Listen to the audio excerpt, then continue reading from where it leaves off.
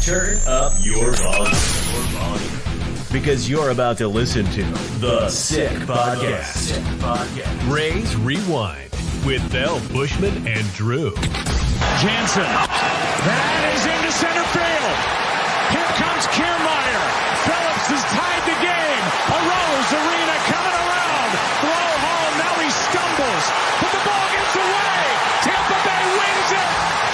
Brett Phillips, Game 4 hero. The sickest Tampa Bay Rays podcast. It's gonna be sick.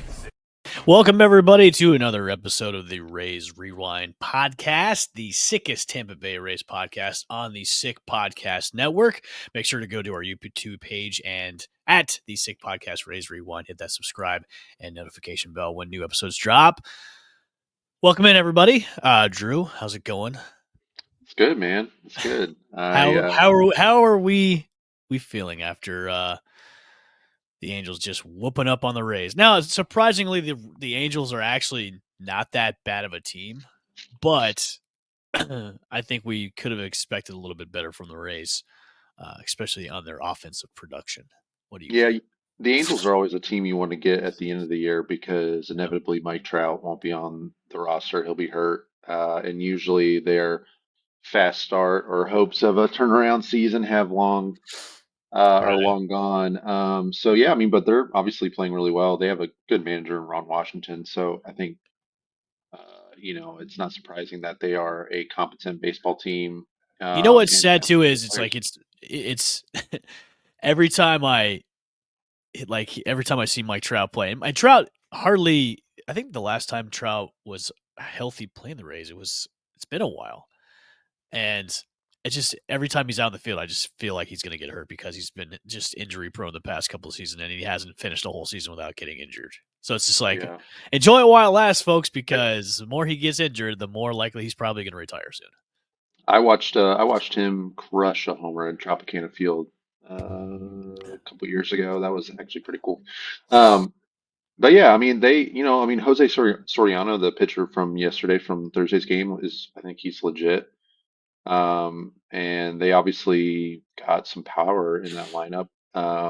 Power, which And we're lacking on. lacking big time. So yeah, I mean it was a disappointing. I think you always feel like coming home after getting swept in Texas, coming home, you look at the homestand, Angels, Red Sox, or Braves, Red Sox, Yankees. I know the Braves are struggling, but you look at the Angels being the team, like, all right, well, definitely that would be the team you think we get a series win against at least, and then hopefully carry that into some of these tougher games coming up. So to come out of the series, I think they got out homered. I think the last number I saw was like 1,000,000 to 3 this series. It was pretty disappointing. And I mean, like yesterday's game, the blowout, right? I mean, like those happen. Yeah. They happen over the course of the season. Littell had a bad day. Yeah, and But the thing is, though, like he's 0-3 now.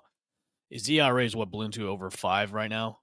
So yeah, that first game though, I mean that was just the worst luck I think because he gave up like what one run, maybe two against the Rockies, and we could not. We had like a million hits and couldn't get right. anything across. But yeah, I mean he's gotten hit.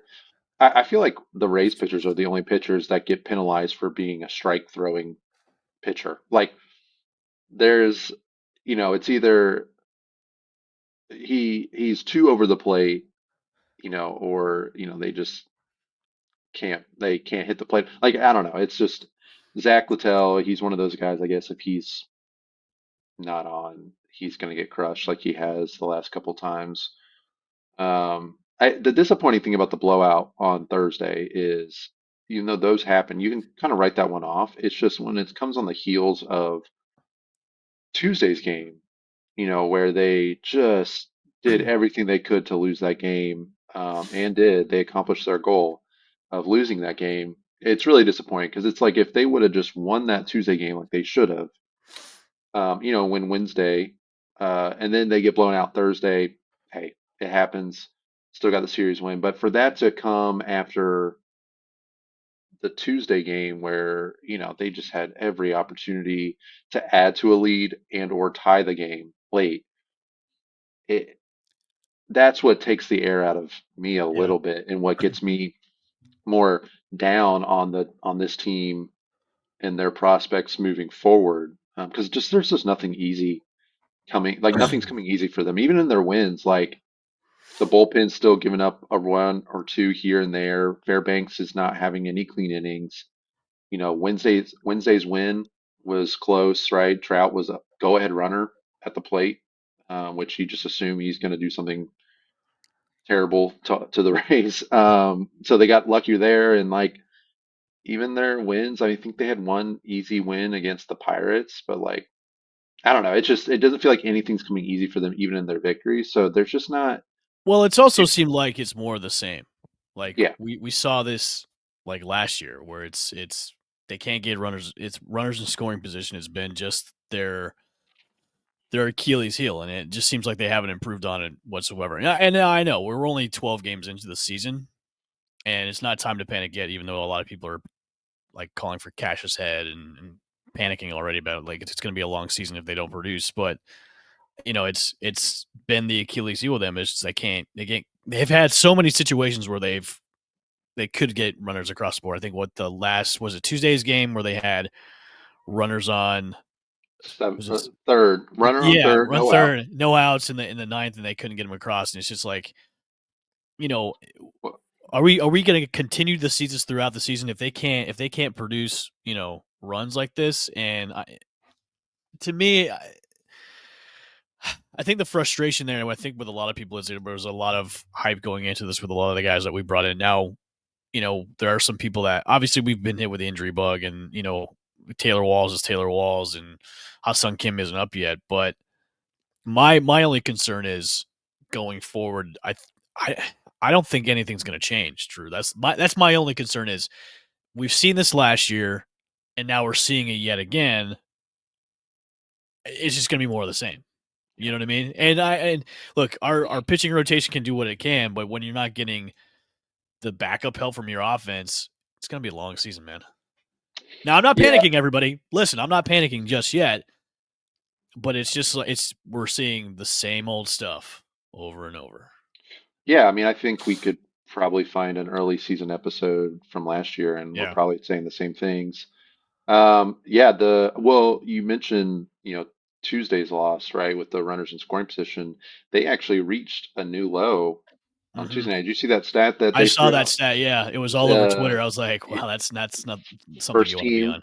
for those who missed it, first team in Major League history to have a runner on third with I think Mm-hmm. just no out in the seventh, eighth, and ninth inning, and not to score him at all. So, And there's also um, been a couple of questionable calls by Cash by, I think one of the games he pulled Jonathan Aranda and then replaced him when Aranda had already had 2 hits. He'd been on base twice and he walked 2 that as was well. that was Tuesday. Yeah, he put Mead Yeah, in for the put Mead in.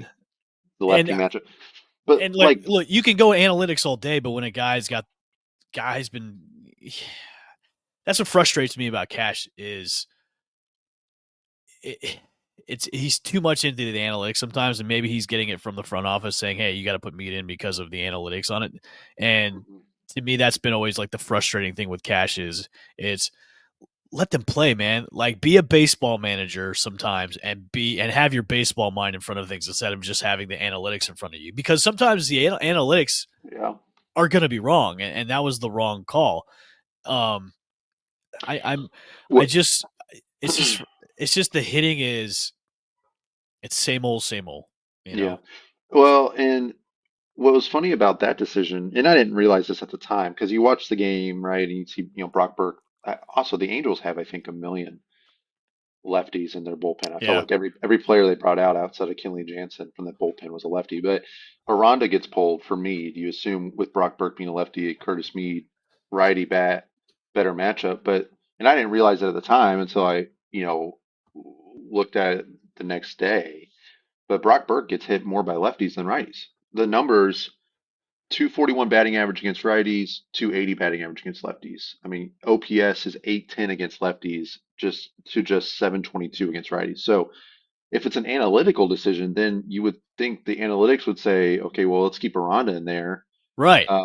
for the lefty on lefty matchup. On top of the fact he's probably been the best hitter the most consistent hitter and taking the, he's got the best approach at the plate right now. Every at bat he takes, it feels like it's a quality at bat. So on top of the numbers, hey, he's looking good, feeling good. So that, yeah, like I'm with you. Like I don't understand the moves there, Hmm. and I just don't. It I don't know. It's just one of those things. Like Cash, he does this every year. Like it took a whole week into the season for me to like completely question one of the lineups. I think it was the lineup against the Rangers. I question the Caminero. opening day lineup with I having Mead at know leadoff Caminero. spot. Right there, coming Caminero out the wasn't. gate with having Mead at the leadoff spot was like, Oh, I know. And okay, like Caminero sat for the second time in a week, yeah, and like DeLuca was sitting. Now DeLuca's, I know his average is good, or it was, doing well before he got hurt. But like they had him hitting third, and I was like, there's no way. And of course, I think that was one of the closer games. But yeah, I don't know, man. It is really just a frustrating time to watch it's this been a team frustrating because stretch from the opening series. Though what from the Rockies and the Pirates series, it's been a cut. The Rangers one was frustrating. Now this one's frustrating, and then the stretch that we have is it's going to be more frustrating because look, don't count out the Braves. They no, had a slow start, but yeah, then you got the Red Sox and the Yankees coming into town. So, eh, not panicking just yet. Not panicking just yet. It's only April. it's Not panicking just yet. yeah, it is only April, but I think one of the issues I felt like the Rays had last year was there was just no urgency. Right. It was like the on-field product we would watch, and I would get so frustrated because I'd listen. I'm just a psycho, and when I'm frustrated about the team, I like almost want to hear as much Rays talk as possible because I either want to hear something that's going to make me feel better, or I want to just, misery loves company, and I want to hear other people being miserable about the team. And I remember last year, I would get so frustrated listening to the people that work for the team on radio and on TV talk about, oh, it's early, plenty of time, even the players, not, and I get like you can't The get too players up, have to keep positive about that. you can't keep too up or down. I get it, and as fans, we have a hard time not being so we're much more manipulated with every game of like, oh my gosh, this team's awesome, or we're never going to win a game. Like I get it. Yeah. So it's important to keep that consistency throughout the season, no up, no down. But at the same time, it was like the on-field product is this. It's so bad Yeah. and it looks so bad. And then we just keep being told, oh, it's okay. It's only April or it's early. There's plenty of time. But it's like, no, no, no. Like these games count the same as they do in July and August and September.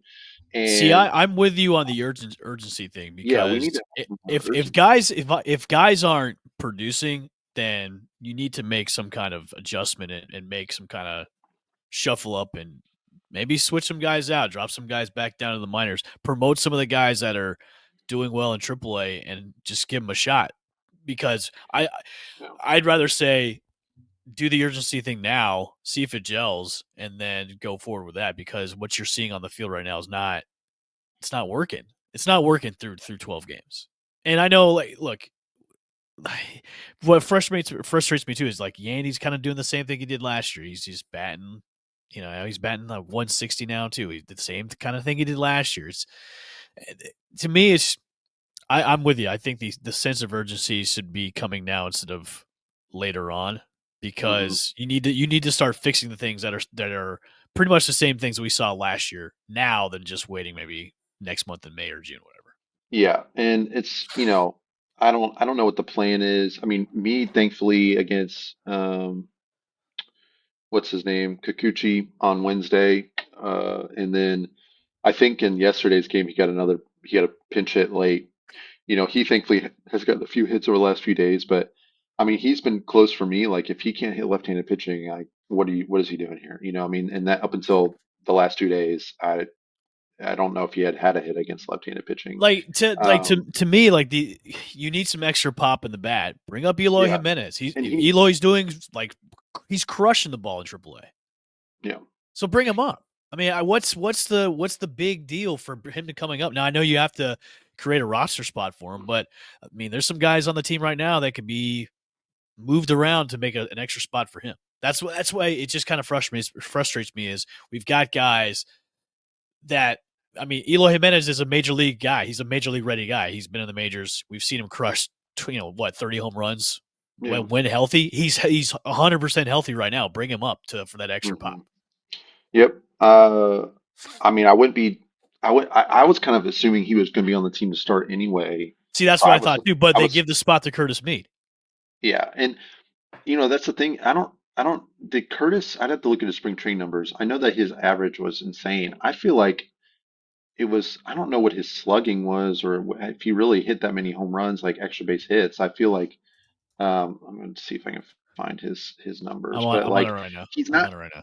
Yeah, I know that he had that double in the gap in Texas to tie the game on Saturday, which was great. Like that was a huge, it was a pinch hit. I think it was pinch hit on Saturday. That was a big moment for him and I'm happy for him and I'm glad to see it. But like, he's not somebody for someone who was he had one home run in spring training, 22 hits.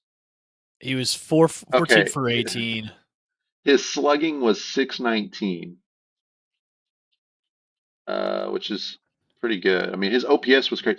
That's the thing is like, I don't, I don't But it's know. not translating into the major leagues, and that's why. Look, I know No, Eloy.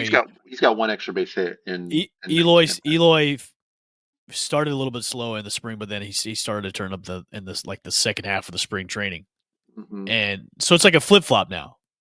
I just you need power in the lineup. One of these guys is not doing it. You need to make a move. You need to make a move now. Well, and as you kind of think through these things too, it almost brings up similar questions to last year of like roster construction Yeah. because you're kind of running into the same issues where it feels like there's just a lot of duplicative like players and roles on this team. Yep. Whereas in the past it felt like there was everybody they were a piece to the puzzle and it all just kind of fit a little bit better, a little more seamlessly. Um, and maybe that's just because they were playing better and we didn't question it as much. But, last year and this year, it feels like there's just a lot of, because you talk about like Junior Caminero last year in the AAA, and hey, we need power on this team, and bringing him up would be a huge boost to that. But it's like, well, we don't have a spot for him because we have these incredibly average to slightly above average players that we want to get reps for, but like there's no place to put them because there's only certain places that these people can play on the field, and like kind of running into the same issue where Curtis Mead uh, and Eloy, like Curtis can play a few more positions, but he's not playing them well. But like Mhm. if you bring Eloy in, it almost limits you even more because now with Yandy being DH primarily, there's not really a spot for Eloy because they would want him on at DH. So that now you're putting Yandy more so in the field, like, and they don't want to do that. So that's why they have Mead up because he can play first some and whatever when Ronda's not in the lineup. But like, you think of like Richie Palacios and Jose Caballero, and I get that they're lefty righty, but they're kind of playing the same positions. Jose can play short and third, but like they're kind of a similar type player, similar role as well. All the outfielders pretty much. I mean, I Mhm. don't know. I Christopher Morel, like he's somebody that I mean, he's on his way, I feel like, to being either optioned. Uh, if I mean, they're going to give him time, of course, because they're loyal to a fault. But like, he's somebody like you're stuck putting him in left field every time you play him. I don't know. They just doesn't feel like there's like I want there to be changes because I feel like there's players on this team that are underperforming, and I know it's early, but like in the heat of the moment, I want there to be changes. But then it's like the options in AAA They're feel like there. they're not gonna. Well, I also don't feel like outside of like Chandler Simpson, they're really gonna move the needle enough.